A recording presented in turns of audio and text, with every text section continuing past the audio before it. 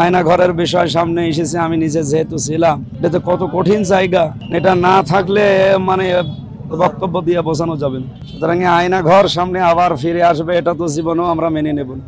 আপনারা দেখতে পাচ্ছেন যে 5 দফা দাবি আদায়ের জন্য আজকে বাংলাদেশ জামাত ইসলামী সারা দেশে, শুধু কুষ্টিয়া না, 64 জেলা এবং ঢাকা রাজধানীতে প্রায় 24 কিলোমিটার, এত বড় মানববন্ধন মনে হয় বাংলাদেশের ইতিহাসে আর হয়নি।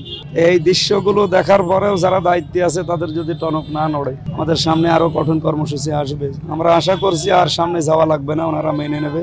এবং এ দাবি যেহেতু আন্তর্জাতিক অপরাধ ট্রাইব্যুনাল কিছু দেখিয়েছে, এরপরও যদি মানুষ না বোঝে, দেশের মানুষ, আয়না ঘরের বিষয় সামনে এসেছে, আমি নিজে যেহেতু ছিলাম, এটা কত কঠিন জায়গা, এটা না থাকলে মানে বক্তব্য দিয়ে বোঝানো যাবে না। সুতরাং আয়না ঘর সামনে আবার ফিরে আসবে, এটা তো জীবনেও আমরা মেনে নেব না। ওয়ালটন এখন দেশের সীমানা পেরিয়ে পৌঁছে গিয়েছে 50টিরও বেশি দেশে।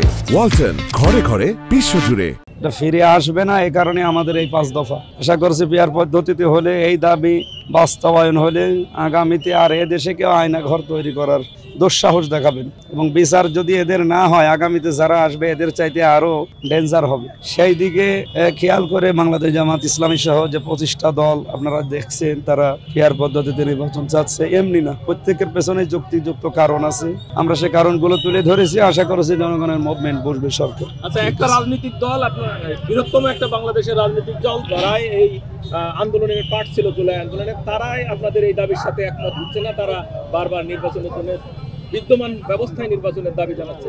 এটাকে আপনারা কিভাবে দেখছেন? দেখা বলতে কেউ যদি না, যারা করছে এগুলো তাদের কাছে জিজ্ঞাসা করা দরকার। এরপরও যদি কারো হাতে তালি দেওয়া দেখে তারাও তালি দেয়, অনেকে তালি দিচ্ছে, আমার মনে হয় তারা কাজটা ঠিক করছে না। তারাও ভুল স্বীকার করবে এবং বুঝবে ইনশাল্লাহ।